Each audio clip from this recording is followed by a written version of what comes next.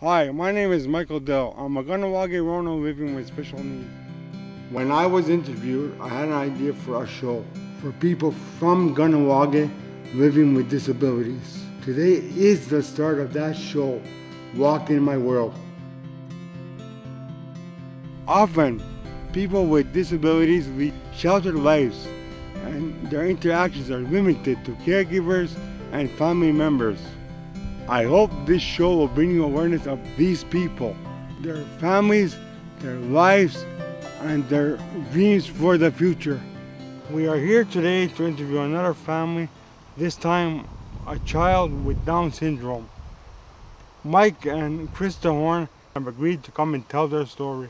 Welcome, Mike and Krista, and thank you for joining us. Well, thank you for inviting us to share our story.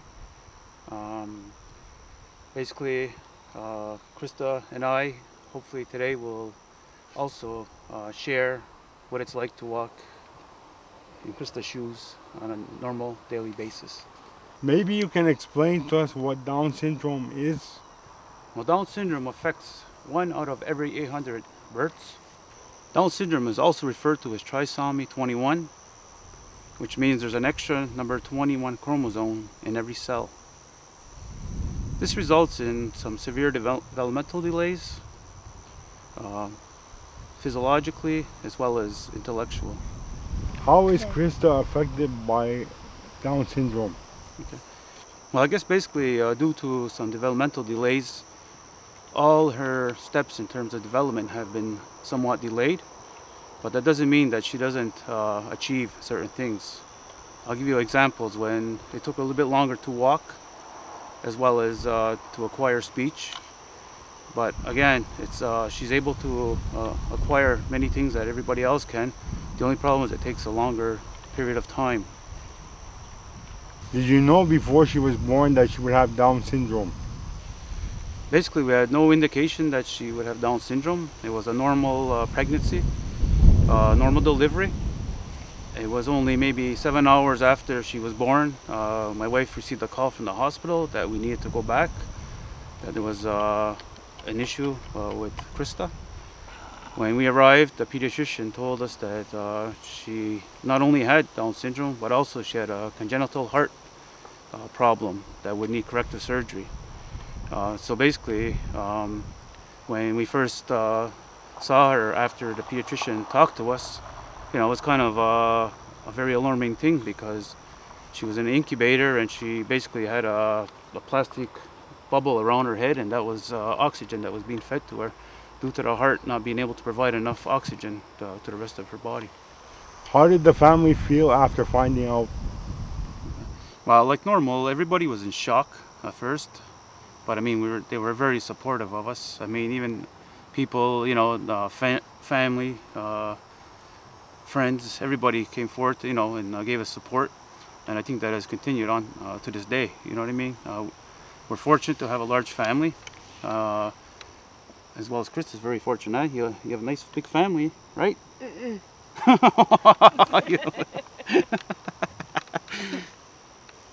But I mean, we're really lucky. The one other thing I didn't mention is we're very fortunate to have an excellent support worker in Jessica Thomas. She's like a big sister to Krista. She takes her all over the place.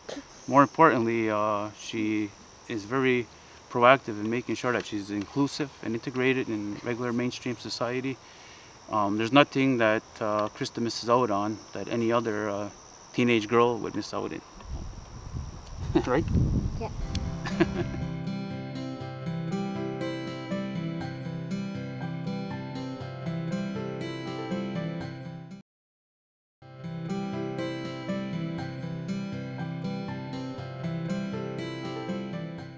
What are some of the challenges for taking care of a person with Down syndrome? As I had mentioned before, she was born with a congenital heart problem, and for the first 6 months of her life, it was a real challenge. My wife and I, Caroline, had to basically give her medication 3 times a day, orally, to help her with all the problems she had with the heart problem. At 6 months, she underwent open heart surgery. we're fortunate that it was a very successful surgery. And my gratitude goes out to the Montreal Children's Hospital, who has one of the leading cardiac wards in all of the world. I guess some of the challenges we face is right now there's some delays that she has, but they're minimal. The problem is Krista, she doesn't see it as a problem, where she basically we have to be very cautious sometimes. She doesn't see dangers that are apparent to mainstream children. But other than those little obstacles, the challenges have been very minimal. We're very fortunate that she's high functioning, and I think that a lot of it comes from Krista herself, who has a strong determination to make it in life. Right? Well, I didn't mention, but Krista does have two older brothers, Brent and Brandon. And I think that's also her greatest support. They treat her like they would any other child. She also has very close cousins that live right next door. Tawny, Reese, Dawson. And they're her best friends. They include her in everything. She's never excluded. They will roughhouse her like anybody else, and I don't think they see her as having a developmental delay. And we're very fortunate in that area. Krista, what's a typical day like for you? Shopping, riding bikes, computer, games, play with my cousin, the airplanes outside. Okay, so a typical day for Krista, basically this summer, is of course she sleeps in a little bit longer than during the school year. She gets up, she'll take her shower, she'll come down. You'll make your own bacon and eggs? No, grilled cheese. Grilled cheese? Okay, grilled cheese sandwich she makes. She's very independent. She chooses her own clothes that she wants to put on, brushes her teeth, and basically takes care of everything that she needs to take care of. And homework. Homework? You have no homework? Yes, I do at school. Oh, okay, when you get to school? All right. She's very independent. It's just to basically be a supervisor to make sure that she doesn't get into too much mischief. Because if she can cook a full meal, she'll cook a full meal because she knows how to do it. A lot of times she's got the microwave going, and we have to go in there and ask her what she's doing. And she says, "What are you doing with the microwave?" I want pizza. Making pizza. Okay. And we have to stop her. So, Krista, what are some of your hobbies? Ride my bikes, swimming, fun. Good. Computer, go on Facebook, music, Jessica, haircut. Where does Krista go to school? Right now she attends Summit School. It's located in Saint Laurent. It's a very perfect school for her because it specializes in children with intellectual delays. It's proved to be wonderful. Right now she's able to read, write, and spell. It's amazing what she can do, and that's one of the things that I think has really proved to be beneficial. I would have liked to have had her integrated in our regular mainstream school system, but unfortunately that didn't work out. So that's why it's myself as well as my family's role to integrate her in the community, to make sure that she's accepted, which I think is not a problem right now. I think she's very well known throughout the community. A lot of times we go places and they're like, "Hey, Krista, Krista," and I'm like, "Who's that person? I don't know who they are." And they come up and they talk to her. She's very sociable. That's one of the things that she's got going for her. She's a social butterfly.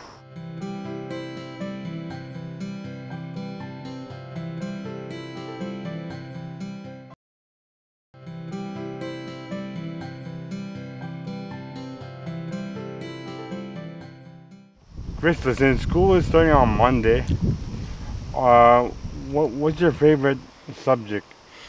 My friends, We need the fun water with You like to do gym? What are your plans for her future?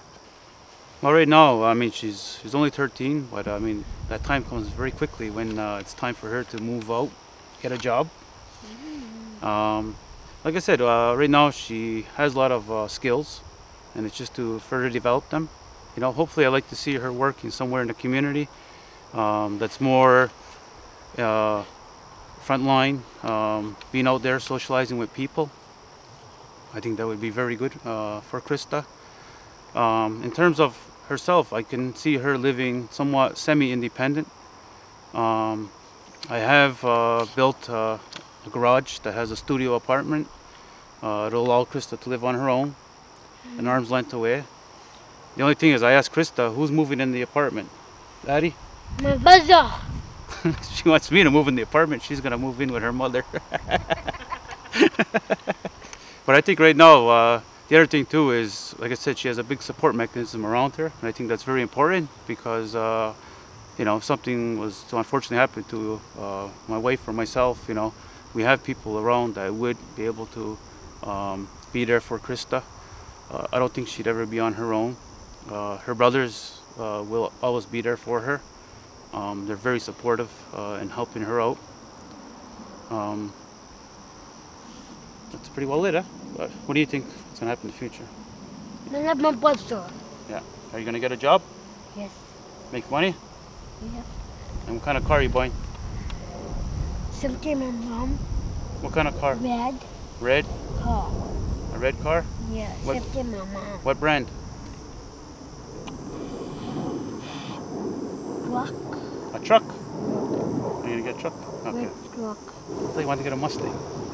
What do you want to be when you grow up? Be my mom. Cook.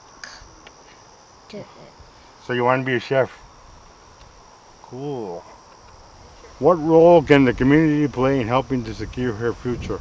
Well, I think the community is already playing a large role by accepting her, integrating her with all regular mainstream activities. And I think that's the key for anybody with developmental delay, is to accept them as to who they are. They all have special gifts, and I think that they can enhance everybody's life. And the thing is, don't be shy. Come up, talk to them. I'm pretty sure they can share something that'll make your day. Thank you for inviting us to share our story with the rest of the community. We've come to the end of another episode of Walk in My World. Thank you, Mike and Krista, for joining us, and we'll see you next time. Ona.